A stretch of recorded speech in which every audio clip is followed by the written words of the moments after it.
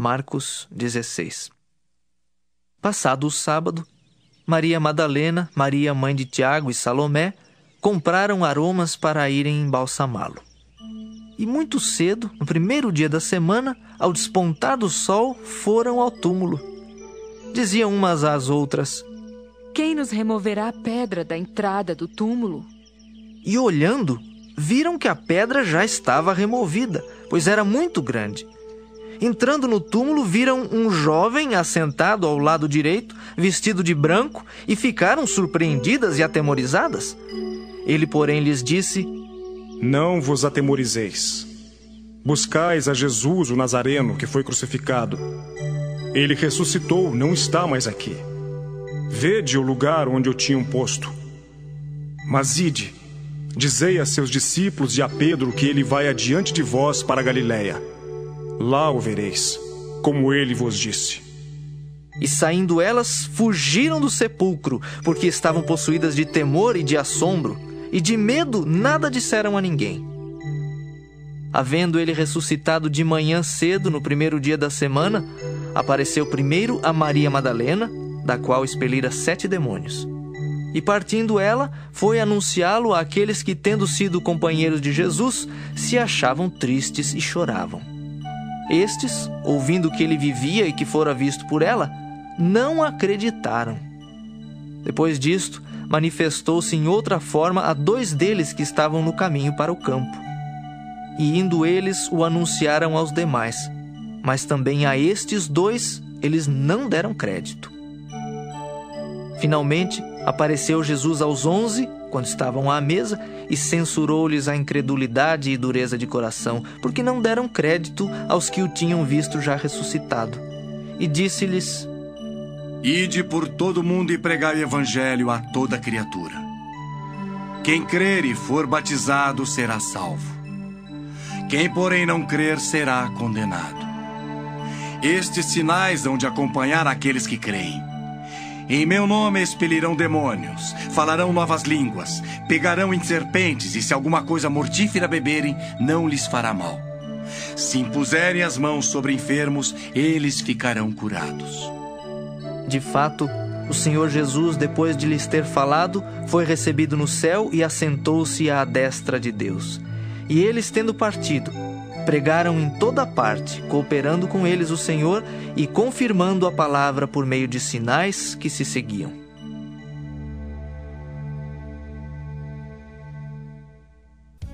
Queridos espectadores, vamos agora fazer um estudo a respeito do capítulo 16 de Marcos. Queridos, essa jornada nós estamos encerrando hoje o livro de Marcos e eu quero estar fazendo esse convite para que vocês continuem conosco no estudo do Novo Testamento. A partir de amanhã nós vamos estar estudando o livro de Lucas e nós temos inundado, queridos, nessa palavra, nós temos mergulhado nessa palavra e mergulhado no Espírito Santo, na revelação dessa palavra para a nossa geração.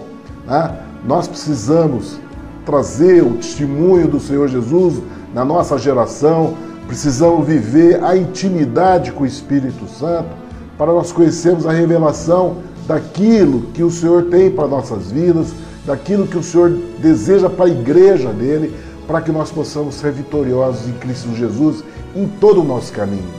Essa é uma chamada poderosa, querido, que nós vamos estar estudando nos evangelhos e trazendo para nós essa boa nova, essa transformação de vida, essa vida nova, novidade de vida que nós temos a chamada de viver a cada manhã em nossa vida, a misericórdia do Senhor se renova em nossa vida e esse renovo traz em nós uma nova unção, uma chance de vivermos a alegria do céu, de vivermos o reino do céu na nossa geração. É poderoso, querido.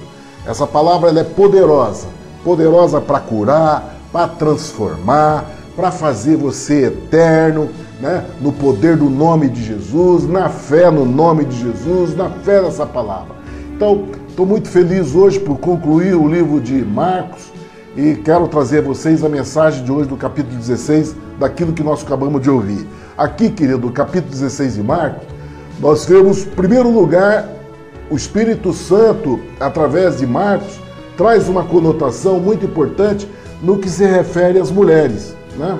Marcos aqui cita 3 mulheres. Ele fala de Maria Madalena, né? Maria, mãe de Tiago, isso se fala a respeito da mãe do Senhor Jesus.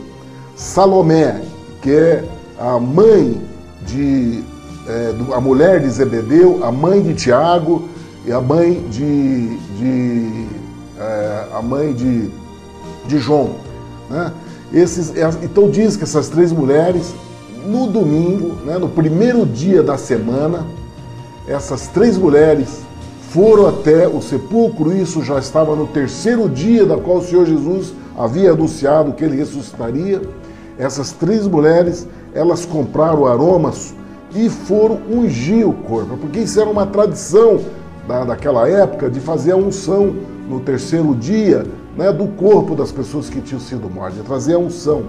E eles então foram comprar para trazer a unção, né, a unção de ungir o corpo do Senhor Jesus.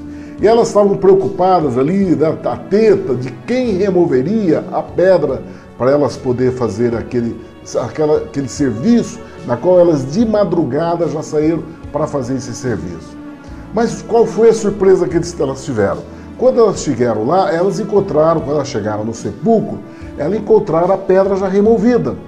E elas ficaram assustadas quando viram a pedra removida e tiveram uma visão de um jovem assentado à direita, vestido com roupa comprida, branca, e elas ficaram espantadas. E diz que quando ela tiver essa visão, imediatamente o anjo, porque essa pessoa que elas viram era um anjo, imediatamente o anjo já anunciou a ela a palavra de conforto, a palavra de conforto e de consolo para ela. Porque diz para ela, não precisa ficar assustada, não se assustem. Vocês vieram buscar Jesus, o Nazareno, que foi crucificado, ele já ressuscitou e não está mais aqui. Eis que já não está mais aqui onde puseram ele. Agora vai, fale com os discípulos e a Pedro, e a ele que vai adiante de vós a Galileia, e ali vereis com ele, e diga a eles que o Senhor Jesus já está indo adiante deles para a Galileia. Queridos, essa palavra do anjo tem uma conotação muito importante. Primeiro, nós vemos a postura do nosso Deus em trazer pela voz do anjo, pela palavra do anjo ali com aquelas mulheres. Primeiro, a posição da mulher, né? A mulher participante do mover da igreja do Senhor Jesus. Você vê a atuação participante da mulher no ministério da igreja do Senhor Jesus. O ministério de receber a mensagem dos céus, de receber a boa nova. Querido, a partir da vida do Senhor Jesus, o Senhor Jesus trouxe uma nova aliança com os homens. Houve um novo pacto, um novo testamento. Há uma nova palavra para a vida da igreja, a vida daqueles que têm fé no Jeová Jiré, no Senhor Deus do céu e da terra, porque aprove a Deus a estabelecer salvação aos homens através do Senhor Jesus. É isso que o homem precisa exercer fé, porque o homem quer cultuar Deus sem intermediário. Eles querem criar a própria ligação deles. Eles querem, através do sistema religioso deles, eles querem criar uma ligação até Deus e não enxergando quem é aquele que traz. Aqui aprove a Deus a exercer essa ligação com Ele. Aprove a Deus fazer a ligação com Ele através do Senhor Jesus. Então, a partir da vida do Senhor Jesus, houve uma mudança na maneira de chegar a Deus, até Deus. E essa mudança, queridos, trouxe também uma mudança na conduta da mulher. Porque no Antigo Testamento, na Antiga Aliança, a mulher não tinha essa delegação. A mulher, ela não recebia a mensagem do céu. Deus se aportava aos homens, né? Deus tinha um relacionamento com os homens. A mulher era uma coadjuvante, ela era uma coparticipante da obra de Deus. Mas o alvo, até o Senhor Jesus, né, até a vida do Senhor Jesus, o alvo de Deus com a humanidade era uma ligação com o homem, né? Abraão, Isaac, Jacó, José, né? Depois veio os profetas, Samuel, depois veio Davi, entendeu? Aí veio toda aquela linha de profetas, compreende? Então, os profetas maiores, os profetas menores, até chegar no Senhor Jesus. Quando o Senhor chegou no Senhor Jesus, o Espírito Santo vai ser derramado na vida de todos os homens e de todas as mulheres, velhos, velhas, jovens, crianças. Então, todos vão receber a presença do Espírito Santo. Então, nós vemos aqui, nesse momento já agora da vida da igreja, porque a partir do momento que o Senhor Jesus foi para o sepulcro e ressuscitou, a partir de agora, a vida vai ser com a igreja. Então, o primeiro passo que o Senhor Deus tem nos cuidado dessa relação é estabelecer uma nova ligação, né, com o ser humano. E a primeira postura que o Espírito Santo tem é de trazer a mulher, o ser feminino, né, do sexo feminino, a ser uma mensageira. Ela tem a posição de mensageira, ela tem uma posição de profeta, de receber a palavra. Aqui o anjo, então, falou com a mulher para ela anunciar aos discípulos. E o cuidado que o Espírito Santo tinha era com a pessoa de Pedro. Porque Pedro, depois que Pedro negou o Senhor Jesus, Pedro entrou num processo de depressão, de tristeza, de choro amargo, sem consolo. E nós vemos aqui o Espírito Santo preocupado com Pedro, dele ser anunciado, o anjo dizer aos discípulos e a Pedro, mostrando o amor de Deus acima da nossa fraqueza, da nossa vulnerabilidade. Ele dando uma conotação de importância à nossa vida, independente de quem nós somos, independente da nossa péssima posição de que nós nos posicionamos através da nossa vida, né? Da demonstração, muitas vezes, da nossa fraqueza, da nossa vulnerabilidade, como Pedro fez negando o Senhor Jesus. Mas nós temos que entender, querido, tudo tem que ser cumprido conforme a palavra. O que aconteceu com Pedro é que ele contrapôs aquilo que está escrito na palavra. A palavra dizia, ferirei o pastor e as ovelhas se dispersarão. Então, e Pedro não quis aceitar essa palavra. Ele quis mudar a vontade de Deus. Ele falou para o Senhor Jesus que não, que ele se faria até a morte. E aí, não aconteceu aquilo que Pedro queria que acontecesse. Aconteceu aquilo que a palavra de Deus dizia que tem que acontecer. Isso é que nós temos que estar atentos. Porque senão nós vamos estar nessa fila de homens e de mulheres que apagam, que acabam entrando na fila da amargura, da tristeza, por não conhecer a vontade de Deus, não conhecer o que está escrito, e aí quer fazer a obra de Deus na vontade, na boa vontade, no esforço da carne, no esforço do sentimento humano, e não é isso. E aí acontece a amargura, a tristeza, porque o chamado que Deus tem para nossas vidas, nós temos que estar olhando esse chamado não naquilo que nós ansiamos por nós. A chamada de Deus é para nós olharmos a palavra, saber o que está escrito e cumprir o que está escrito. Não aquilo que nós achamos que tem que ser, né? Porque eu penso isso, porque eu acho isso. Não, querido. No reino de Deus não é a mesma coisa.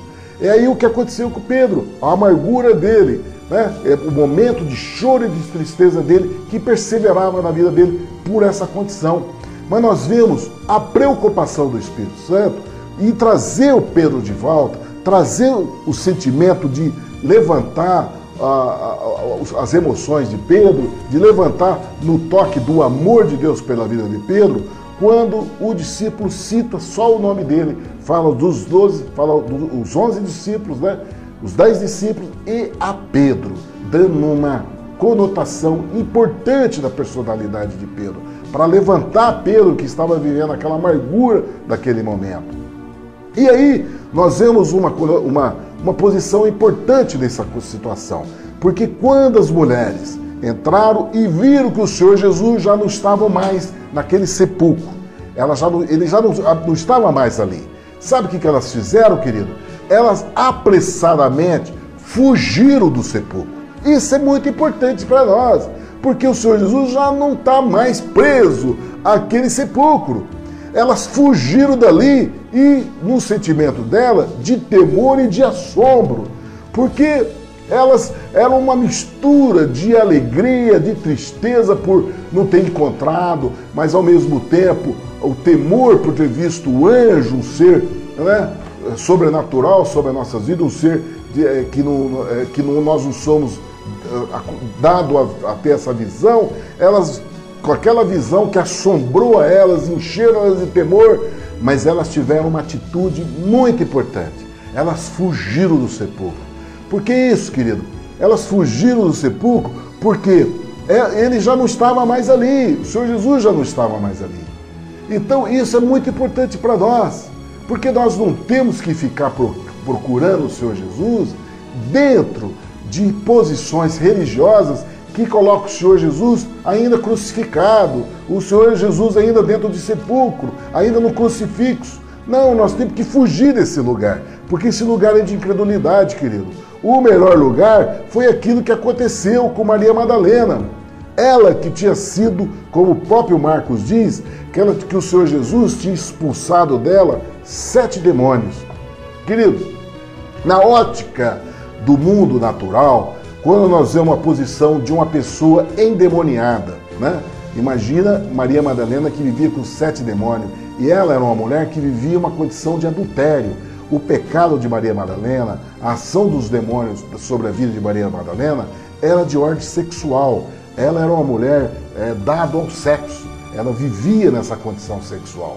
Ela era uma pessoa que tinha o corpo dela dado ao prazer da carne, e os demônios usavam isso na vida dela. Ela era usada pelos demônios no deleite da carne, na sensação da carne, e com isso ela tinha 7 demônios. E o Senhor Jesus libertou esses 7 demônios. E dando um anúncio de uma palavra que é muito forte para nossas vidas, na qual nós temos, a igreja do Senhor Jesus tem que se pautar. Porque a palavra que o Senhor Jesus deu para ela, e uma palavra de ordem, falou para ela assim, que você vá e não peques mais. Essa era a condição que a Maria Madalena vivia agora. Ela vivia numa condição de uma vida nova, de uma novidade de vida, seguindo uma vereda, uma ordem, uma determinação do Senhor Jesus, vá e não peques mais. Isso é poderoso para nossas vidas, porque nos coloca num lugar onde nós vamos ver agora. Nós vamos ver Maria Madalena sendo a primeira pessoa, porque Marcos descreve assim, apareceu primeiramente. Eu faço questão de ressalvar essa palavra, olha, de destacar essa palavra, primeiramente a Maria Madalena. Querido, você vê o amor de Deus pelo pecador, como Deus ama o pecador, que realmente aceita pela fé a proposta dele, de chamada, de crer e de mudar a condição de vida. Esse é o maior milagre que o Senhor Jesus espera de nossa vida, querido. O maior milagre, o maior sinal da presença de Deus na vida dos homens, não é Lázaro que foi ressuscitado, que viu ele, não. Não é aquele menino que foi ressuscitado com a mãe, né, na frente lá da cidade, da hora que ele vivia, que ele estava indo para o cemitério, e não foi a menina, filha de Jairo, que o Senhor Jesus ressuscitou. Você vê que não está pelo grau de poder a nível de transformação de carne. O maior poder que o Senhor Jesus demonstra e a vontade dele deliberada é na transformação, na cura, de ordem de transformação de vida. Isso é que é poderoso, querido. É um homem que era pecador e deixa de pecar. Essa é a maior conotação que existe no Evangelho. Essa que é a transformação, essa que é a boa nova que o Senhor Jesus trouxe do céu. Ele trouxe, ele veio para os doentes, ele veio para o pecador, querido, exatamente por isso. Não foram os religiosos, não foram aqueles importantes que se vestiam, né, de vestes sacerdotais, que tiveram o privilégio de ver a ressurreição do Senhor Jesus. Não foram, querido. Quem teve o privilégio de ter a primeira visão da ressurreição do Senhor Jesus foi uma pecadora, que o Senhor Jesus expulsou 7 demônios dela, e ela foi flagrada em franco adultério. ela estava condenada, ela estava no júri popular de condenação de morte. E o Senhor Jesus trouxe para ela essa vida. E ela anda agora nesse segmento de não pecar mais. E qual foi a importância, qual foi a conotação que ela tem?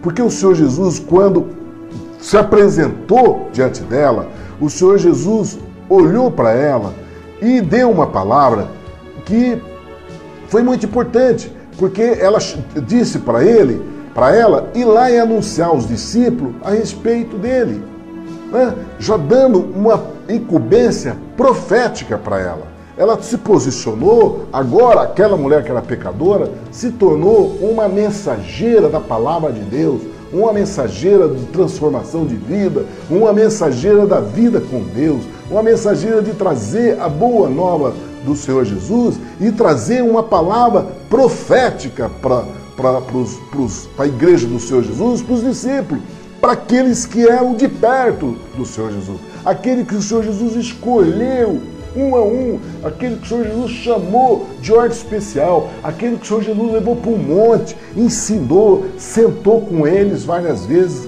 Quem foi dar a notícia a esses homens? Maria Madalena.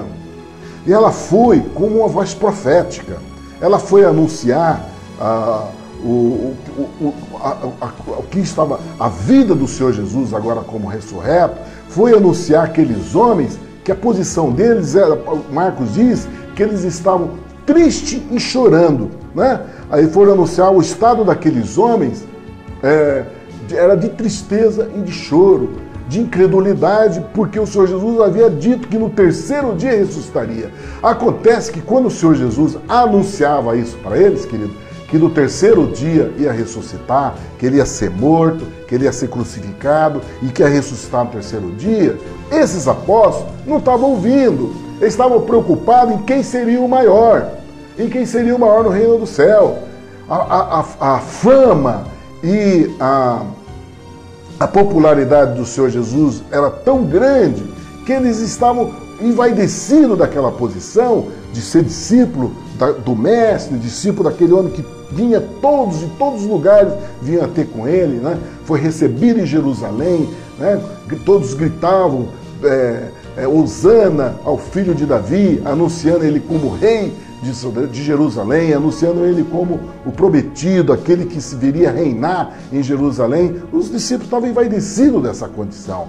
E o Senhor Jesus anunciando que ele iria para Jerusalém ser crucificado e morto e ressuscitado no terceiro dia, só que eles não estavam ouvindo. E aí essa Maria Madalena foi lá e anunciou eles que estavam lá tristes em Jerusalém. Falou, olha, vão para Galileia, vai que o Senhor Jesus já está esperando vocês na Galileia. O mestre está esperando vocês lá na Galileia. Vão para lá, queridos. Porque eu vi o Senhor Jesus lá no jardim. Só que a palavra diz que eles não acreditaram. Eles ouvindo ela falar que ele vivia, que ele estava vivo, no entanto, não creram. Não acreditaram na voz profética. Querido, é assim na nossa geração. É assim na nossa geração. Porque o erro do ser humano, o erro do homem, é olhar a condição do vaso. Eles olham o vaso. E o Senhor Jesus diz que quando a palavra é anunciada, você tem que olhar a palavra. Olha a palavra. Olha a hora da palavra. Medita na palavra. Não olha o anunciador. Porque quando nós idolatramos o anunciador, nós perdemos aquilo que o Espírito Santo tem para nós, que é a palavra em nosso coração. Nós não temos que idolatrar a homens, nós temos que adorar a Deus, ao único digno de toda honra e de toda adoração. Ele que é único, não é homem. Nós não temos que ficar bajulando e dando tapinha na costa para os homens. Eu não estou esperando de ninguém, nós que estamos anunciando essa palavra, não estou preocupado com o que as pessoas vão achar. Não, cabe a mim anunciar.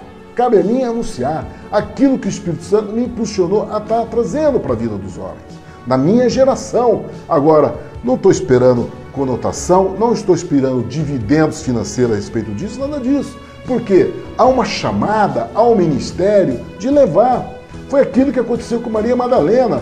Ela era uma pecadora. E eles os apóstolos não conseguiram ver nela, né, a mensagem da boca do Senhor Jesus através dela.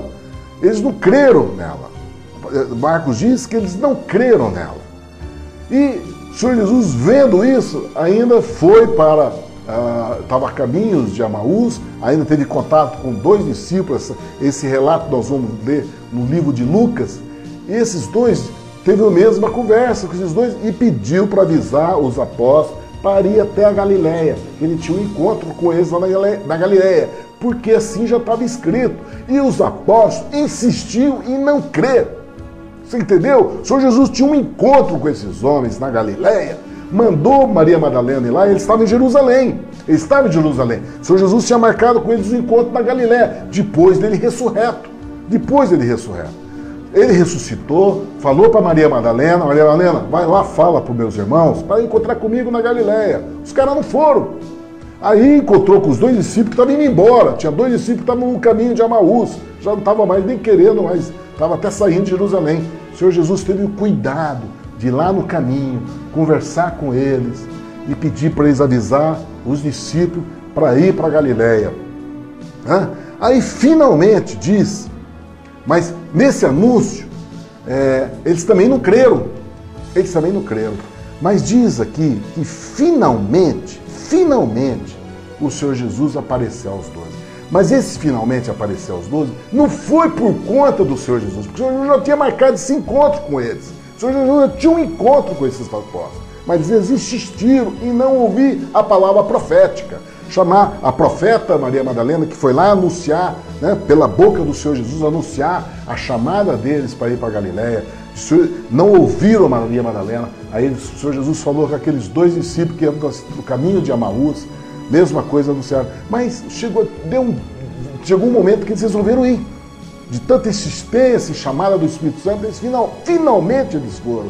E aí o Senhor Jesus esteve com os seus apóstolos, assentou à mesa. Diz a palavra que estando com ele, assentado à mesa. Primeira coisa que o Senhor Jesus fez quando se assentou na mesa com eles, chamou a atenção deles. Chamou a atenção pela incredulidade e dureza do coração. Querido, e essa palavra, incredulidade e dureza do coração, esse é o maior espinho, é o maior cravo de dor que o nosso Deus tem a nosso respeito. Quando nós que temos essa chamada, escolhido, nós que temos que receber essa escolha, dele se manifestar a nós, dele se apresentar a nós, isso é uma demonstração de escolha, querido. Quando o Senhor Jesus se manifesta na escolha, nós temos um coração de não ouvir os profetas, porque a gente olha a qualidade do profeta. Maria Madalena foi julgada pelos discípulos. Deus recebeu uma palavra da boca de Deus, da boca do Senhor Jesus, e eles não ouviram, eles não creram. Querido, o Senhor Jesus falou com 2 daqueles discípulos que estavam a caminho de Amaús. Eles não creram, mas assim mesmo eles se convenceram e resolveram ir até a Galileia.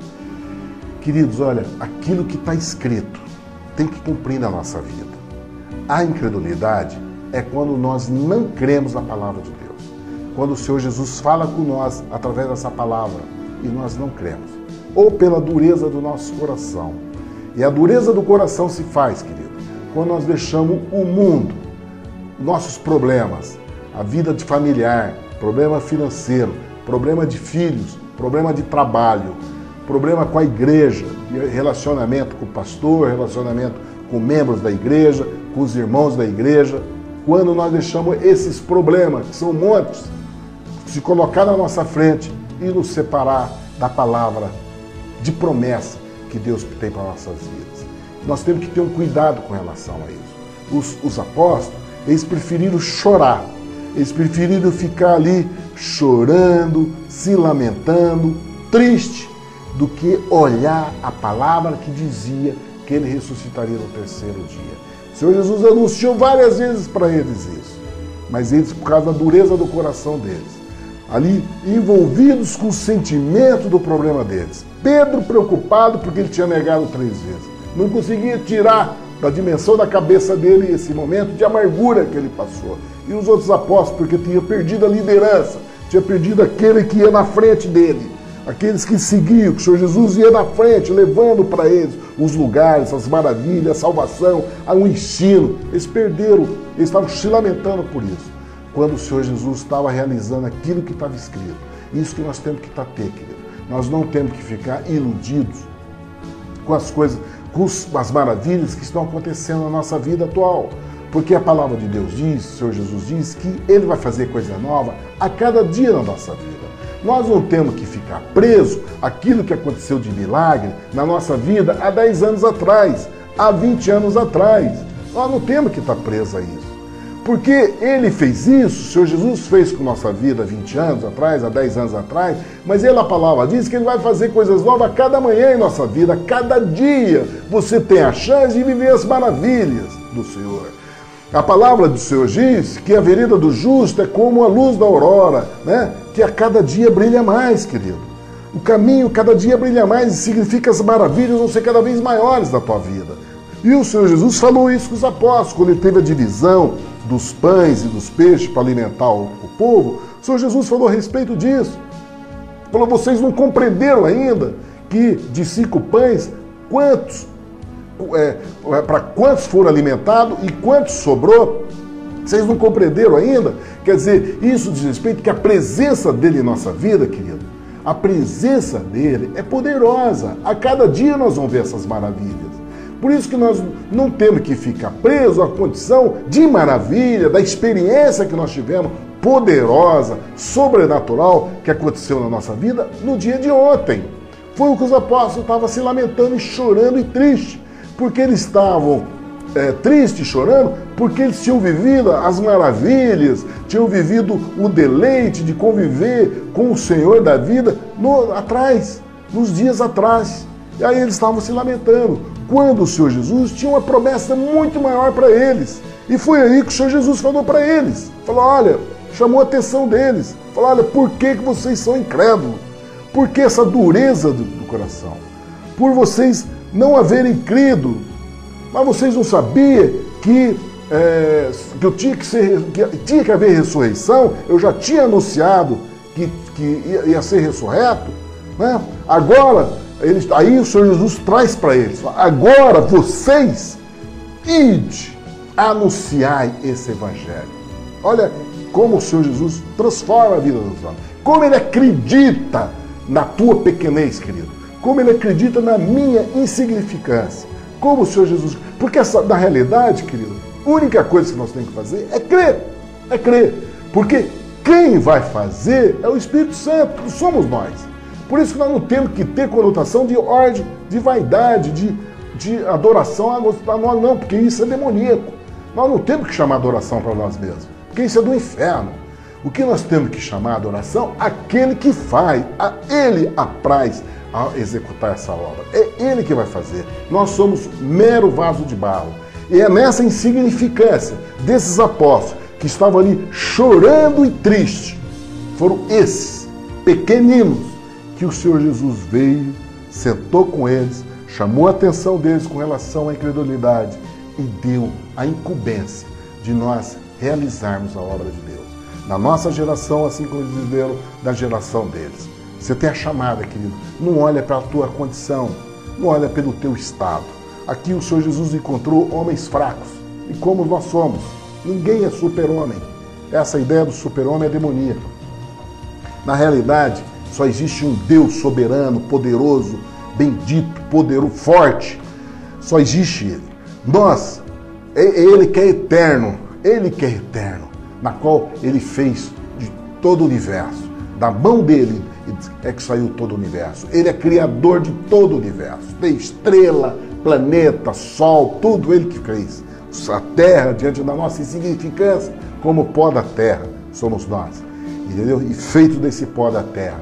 Então, querido, Ele tem uma chamada para nós. Essa chamada de nós sermos participantes dessa obra sobrenatural que veio do céu.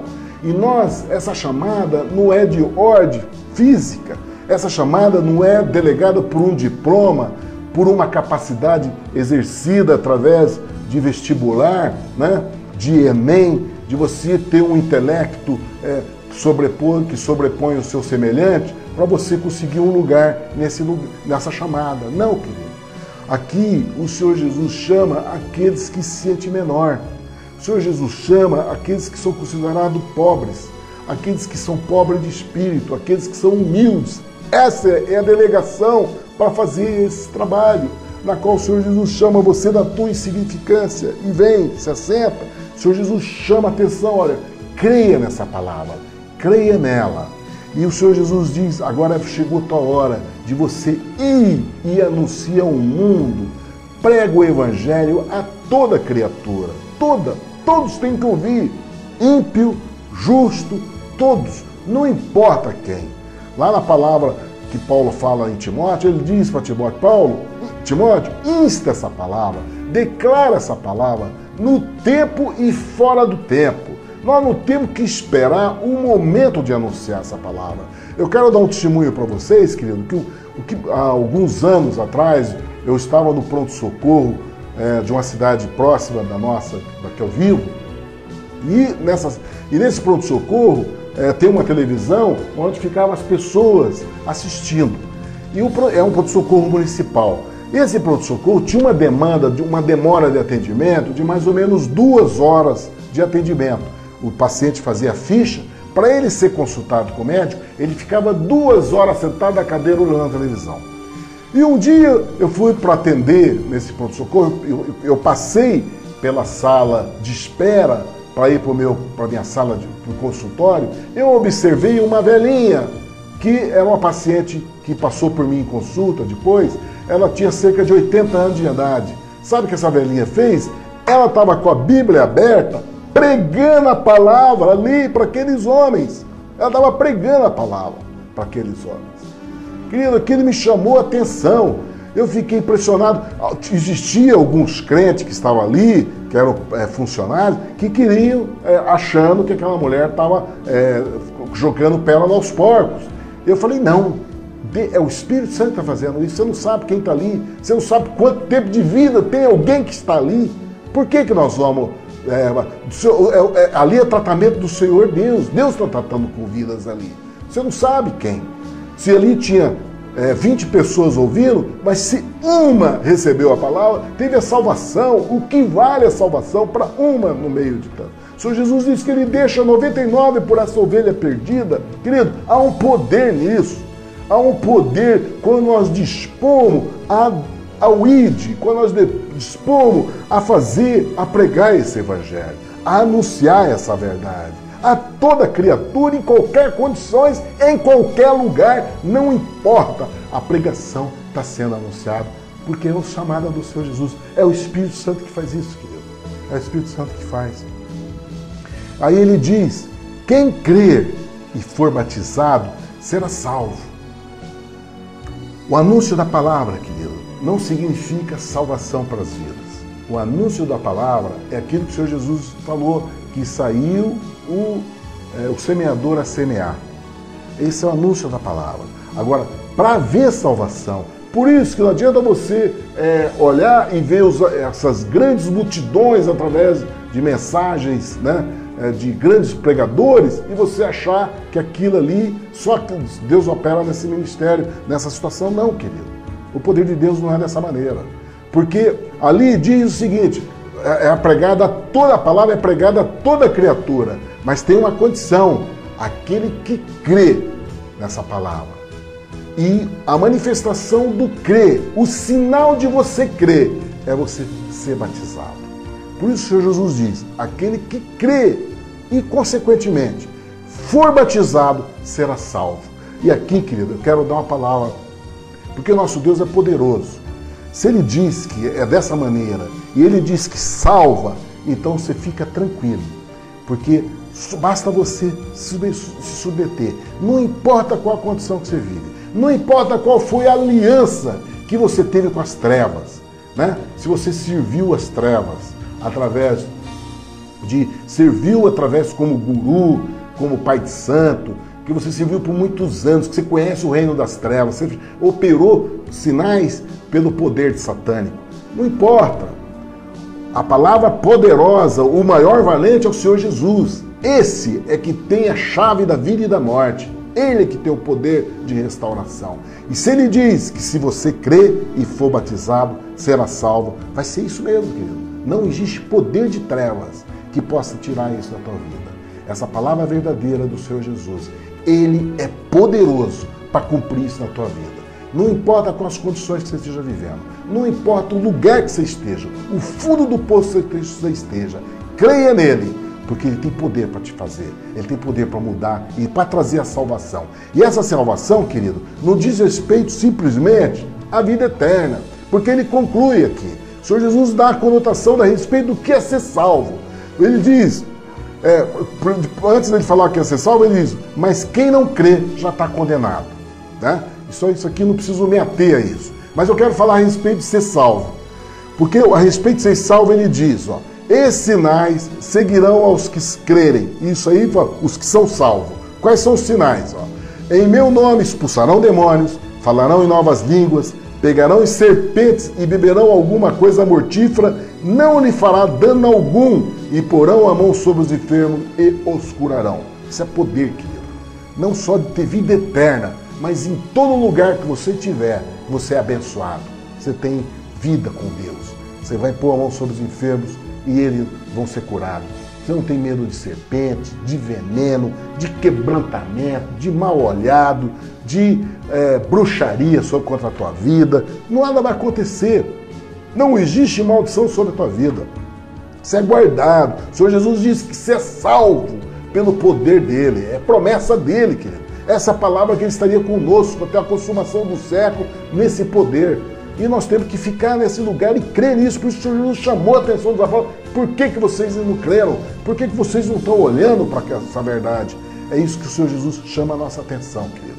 Para nós crermos nessa verdade que é poderosa, que nos salva, não na dimensão de nós levarmos para uma vida eterna, mas salva na condição de você viver o teu presente, condição de miséria, de tristeza, de desconsolo, de falta de emprego, de doença. O Senhor Jesus tem promessa poderosa sobre a tua vida. Só que nós temos que posicionar em fé, querido, porque Ele nos traz a salvação, de nos livrar da morte, de nos dar prosperidade, de nos dar sustento, de nos alimentar, de nos dar roupa, de nos curar nossas feridas, de nos fazer vitoriosos, que não tem veneno nenhum, serpente, mal olhado, macumbaria, possa atingir nossa vida, querido. Você vai servir a Deus e posicionar no seu trabalho de uma maneira alegre, feliz, trazendo transformação para a vida das pessoas, e o mundo vai querer ter conselho com você. As pessoas vão querer trabalhar com você, porque no seu dia de trabalho, há bênção, as coisas são boas, porque você traz tudo de bom ali. A sua presença traz a luz do Senhor Jesus. Essa é a promessa de salvação, querido. 1000 cairão de um lado, 10.000 cairão de um lado, 10.000 à minha direita, mas não serei atingido, não temerei por peste, que assole à meia-noite, nem por mortandade, que assola ao meio-dia. Não importa, querido, não importa nada disso, se a peste é meio-dia ou à noite, se a mortandade é meio-dia ou meia-noite, não importa. O que importa é que eu sou guardado pelo poder do Altíssimo, a sombra do Todo-Poderoso eu descanso, porque eu tenho um Senhor. Esse é o lugar de salvação, querido. Esse é o lugar daquele que crê e será salvo. Esse é o poder que Jesus quer trazer para nossas vidas. E Ele não chamou os poderosos desse mundo. Ele não chamou os ricos desse mundo para esse lugar. Não, querido. Essa palavra o Evangelho foi dado aos pobres. É aqueles que estão chorando e tristes pelas condições dele. Foi a condição que os apóstolos viviam. E o Senhor trouxe eles para essa luz. É a chamada para a tua vida, para a minha vida, para nós vivermos essa luz. Em seguida, o Senhor Jesus, depois de ter dado essa palavra para eles, depois de ter falado isso, Marcos dita que ele foi levado ao céu, ele foi recebido do céu e assentou-se à direita de Deus. E o Senhor Jesus tendo partido, olha só que versículo lindo, o Senhor Jesus tendo partido, e aí então, eles pregaram em todas as partes, cooperando com eles o Senhor, e confirmando a palavra com sinais que seguiram. Amém. Assim seja. Essa é a palavra de Marcos, capítulo 16. Nós aqui, queridos, fechamos o livro de Marcos. Nós encerramos o livro de Marcos. nós temos a chamada de nós seguirmos, se assim Deus nos permitir. E eu quero convidá-los para nós continuarmos nesse mergulho do Evangelho. E nós, a partir de amanhã, vamos estar estudando o livro de Lucas, se assim Deus nos permitir.